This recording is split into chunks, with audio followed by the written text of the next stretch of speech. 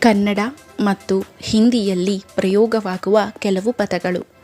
ಕನ್ನಡ और हिंदी में प्रयोग होने वाले कुछ शब्द.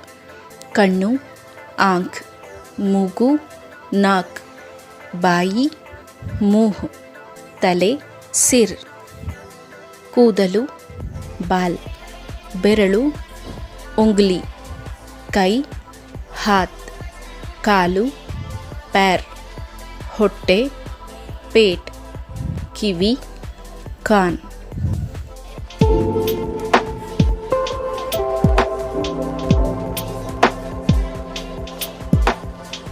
ಕನ್ನಡ ಮತ್ತು ಹಿಂದಿಯಲ್ಲಿ ಪ್ರಯೋಗವಾಗುವ ಕೆಲವು ಪದಗಳು. ಕನ್ನಡ और हिंदी में प्रयोग होने वाले कुछ शब्द. ಕಣ್ಣು, आँख, ಮೂಗು, नाक, ಬಾಯಿ, मुँह,